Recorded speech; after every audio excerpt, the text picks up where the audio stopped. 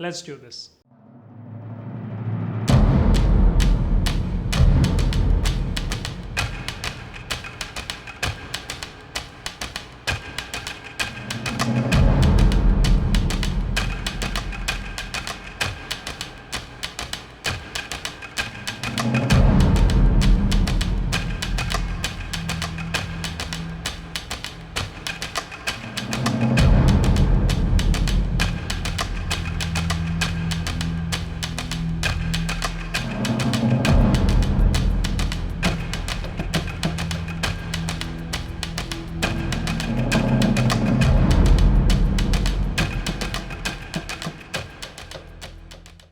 Hey everyone, welcome back to Objective Reviews. My name's Nick, and as you already know, we are going to be checking out the Godox SL-100W in this video.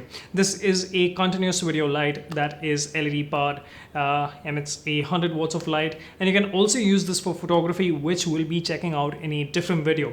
But this video is specifically focused on using this light for video production, like I am doing right now. And at the moment, this light is positioned here. For me, it's slightly off camera, and I am using this light with a Bowens mount octobox with a grid right now, and it's at the moment set at 55%. So let's jump directly into how the light performs, and it's at 55% right now. So I'm going to bump it all the way up to 100. It's at 75, and now this is 100. So yeah, very bright, almost blinding for me right now. So I'm going to bring it back down to a 50%.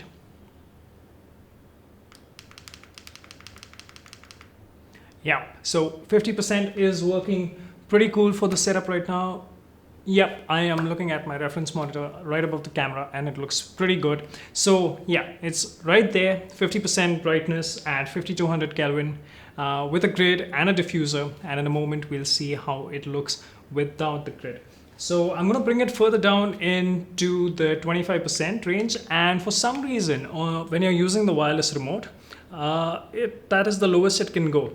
So yeah, you can't go below 25%. When using the remote. There's a dial on the back of the light which you can turn to bring it down all the way down to 10% if that is what you need.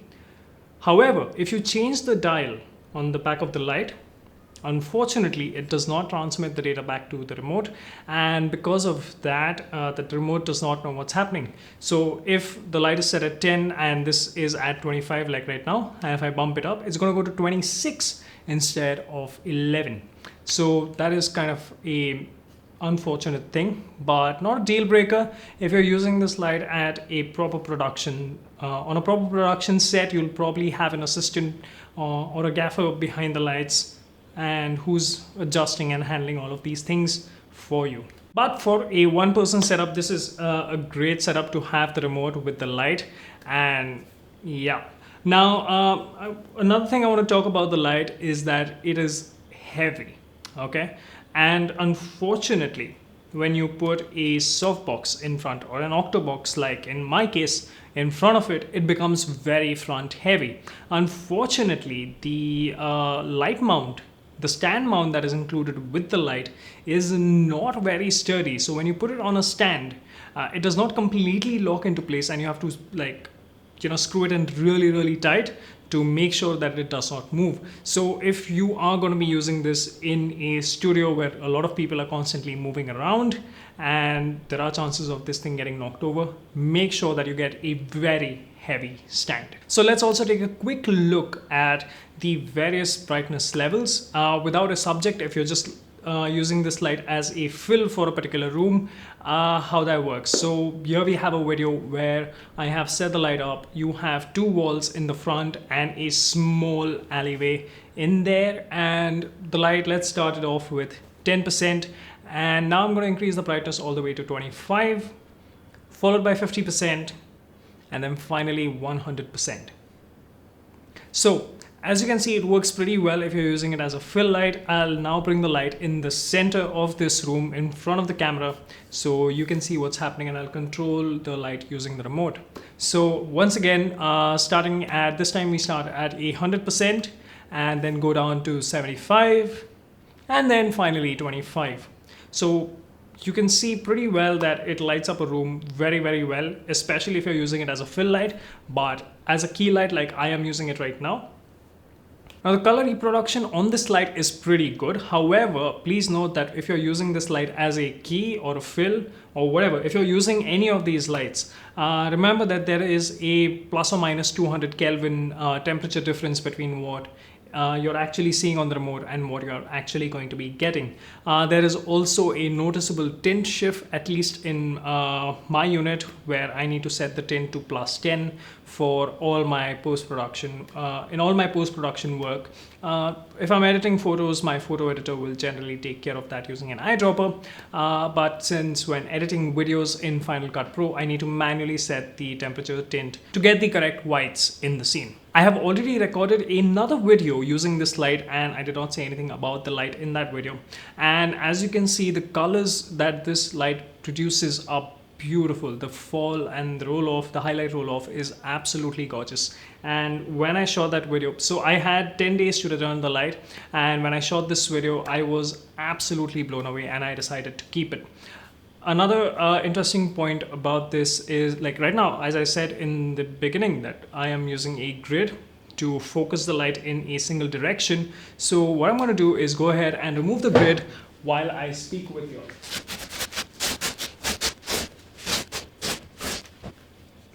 Wow. Yeah, so as you can see, just by removing the grid, everything is a lot more brighter now. So I'm gonna eyeball this. Let's see if I can get it to the right balance. Yep, that looks okay. So we were at 50% earlier and now we are at 27%. So almost half the amount of light required. And okay, while we are here, let's go back down all the way to 25. Right, and now let's bring it up to 50%. So that's the light at 50% and kind of blowing out a little bit.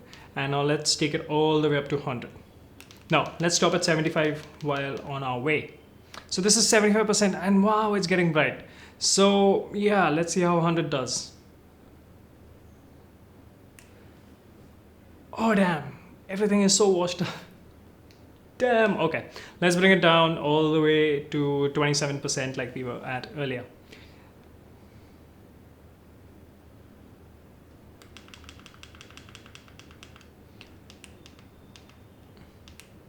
So I'm setting this to 30 and I'm probably gonna figure out how it looks in post-production. So, oops, yeah. So there we have it without the grid and it does a pretty good job. I'm really loving how sturdy this particular softbox is. I don't exactly remember the model name right off my head, but I'll have it here somewhere. Yeah, right above the monitor. Yeah, right above the bezel there. Yeah, so you have the name now and the links, my affiliate links for all of these are down in the description. The unit also comes with a very long cable. And because this is a LED light, it has a heatsink. The LED light itself is mounted on a heatsink and it has a fan on the inside. And as you can see here, we are in a room where the temperature control is set to 24 degrees Celsius and the light is hovering around 38 to 40 degrees Celsius. And I have seen a lot of other, I've watched a lot of other videos where a lot of reviewers have mentioned that the fan on these units is very loud, making it completely unusable for using in the studio if the microphone is near the light or something like that. But hey, I can only say one thing, two things. Number one, not in my case, fortunately, and the sound on this, it's pretty silent for recording in the studio like you can see right now. And number two, your microphone should not preferably be near the light. It should be near the subject.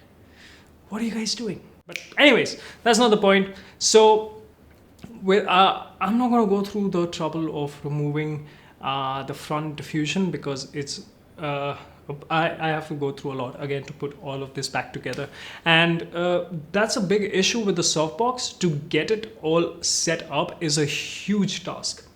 A second good thing about the light, however, is that the Bowens mount, and you can get a ton of accessories for the Bowens mount. This octobox that I have right here, you can also get soft boxes and umbrellas and those what do you call those, kind of lanterns that kind of spread the light in 360 degrees, and you can get that as well. So you have a lot of options for the kind of modifiers you can attach to this light. At 100 watts naked, you probably don't want to point it at someone's eye, even in a normally lit room. Do not do that. Pretty hazardous. So yeah, that's as much as I want to talk about this light for video production, and you can see the results for yourself. So yeah, I have shot a couple of photos as well for this particular video, so let's check those out as well. So for product photography, this light does wonderfully well, and you can set it up in a way where you have, so when you're using such lights for photography, you can exactly see how the shadows fall and the roll off of the shadows, and you can kind of cut the light or add bounces and diffusers and what have you to get the scene set up exactly how you need it to be. And I also shot a quick video of my H4n Pro, and the details and the highlights and everything in this shot, I really love it.